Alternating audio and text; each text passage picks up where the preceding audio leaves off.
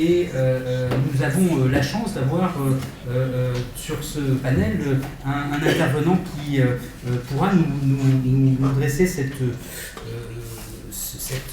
présentation un peu générale en la personne de monsieur Éric Chaboureau, conseiller juridique au SEAE, qui donc commencera ici en nous présentant un petit peu comment on planifie une opération au niveau européen, les volets à la fois juridiques, opérationnels et financiers. Voilà, je lui cède la parole tout de suite.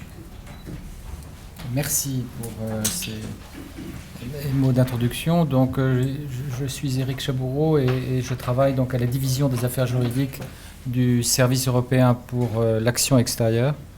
Il faut que je prenne un micro supplémentaire. Et dans cette division des affaires juridiques, je m'occupe tout particulièrement des opérations de gestion de crise de l'Union européenne, mise en œuvre en application des dispositions des articles 42 et 43 du traité sur l'Union européenne. Je m'occupe aussi bien des opérations dites civiles et des opérations ayant des implications militaires et de défense.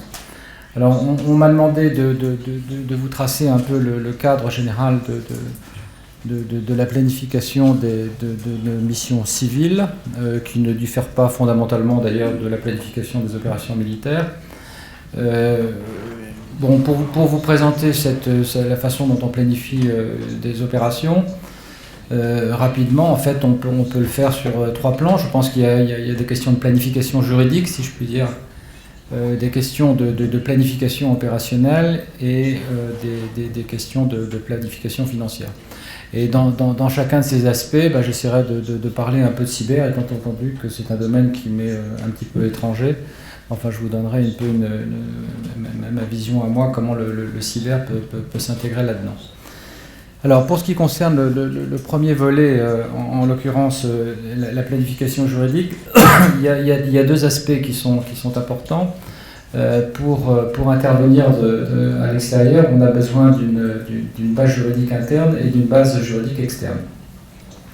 Je commence par la base juridique externe.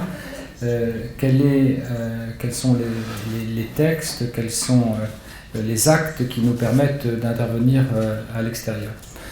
Nous le faisons, comme c'est bien précisé dans l'article 21 du traité sur l'Union européenne, en application des dispositions du droit international. Ce qui fait que nous avons 2 bases juridiques externes possibles pour intervenir, soit une résolution du Conseil de sécurité des Nations Unies adoptée sous chapitre 7, soit, ce qui est le plus souvent le cas, une invitation de l'État hôte. Alors pour nos missions civiles, pour nos 10, 11 ou 12 missions civiles qui sont actuellement déployées sur les théâtres d'opération, la quasi-totalité sont présentes sur les théâtres, dans les pays tiers, sur la base d'une invitation de l'État hôte. La seule exception, c'est notre mission EULEX Kosovo, qui est actuellement présente au Kosovo et qui est déployée en application d'une résolution du Conseil de sécurité adoptée sous chapitre 7. Les autres missions sont présentes sur la base d'une invitation. Les invitations qui nous sont envoyées, en général, ce sont des invitations qui nous demandent donc d'aider le pays à améliorer ses capacités de gestion de crise, à faire de l'entraînement, que sais-je encore. Les aspects cyber sont par définition jamais traités dans ces lettres d'invitation. La lettre d'invitation ne doit pas être confondue avec les accords sur le statut des troupes ou sur le statut des missions que l'Union européenne conclut avec les pays qui sont susceptibles de nous accueillir et qui sont conclus en application de l'article 218 du traité sur le fonctionnement de l'Union européenne sur la base d'une proposition de la haute représentante assistée pour ce faire par le service européen pour l'action extérieure. Est-ce que ces accords internationaux comportent des aspects cyber, non, mais il y a quand même un aspect qui est intéressant, c'est que ces accords contiennent toujours une disposition selon laquelle, alors je ne sais pas si ça intéresse le cyber, peut-être que oui, selon laquelle la mission ou les troupes sont libres d'installer des dispositifs de transmission et de communication. Donc vous voyez là, dans un accord international, une disposition qui pourrait éventuellement intéresser, je ne sais pas, les aspects cyber. Une base juridique externe, des accords internationaux qui traitent non pas c'est pas la base juridique qui nous permet d'intervenir, mais c'est l'accord qui règle les privilèges et immunités des personnels sur le théâtre d'opération. Et il faut enfin une base juridique interne, c'est-à-dire un acte de droit dérivé qui est adopté en application des dispositions des articles 42 et 43 du traité sur l'Union européenne. En application de ces dispositions, nous pouvons donc, dans le cadre de la politique de sécurité et de défense commune, déployer des missions civiles ou militaires. Ces actes juridiques sont adoptés par le Conseil des ministres de l'Union européenne sur la base d'une proposition de la haute représentante et mise en œuvre par ailleurs par cette dernière. Ces actes juridiques sont adoptés, comme c'est la règle dans la politique étrangère et de sécurité commune, à l'unanimité des membres composant le Conseil des ministres. Ces actes juridiques sont toujours construits de la même façon.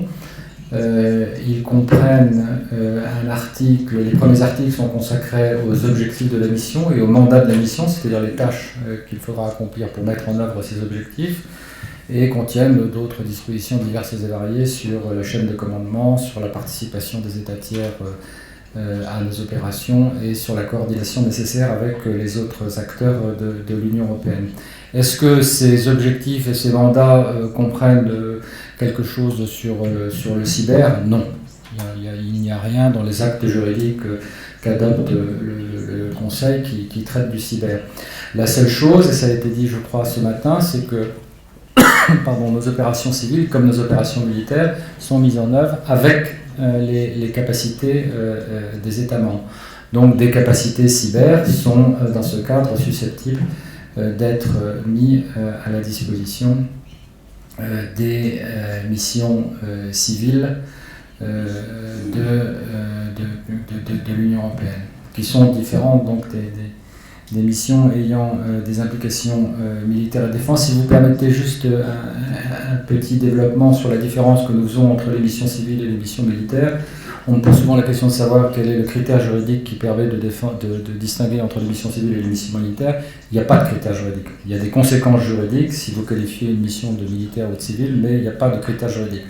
Le seul critère, c'est que le Conseil estime s'il a ou non besoin d'une chaîne de commandement militaire. Les conséquences, c'est que effectivement les opérations seront sous une chaîne de commandement militaire et que le financement sera assuré par les États membres par l'intermédiaire d'Athéna.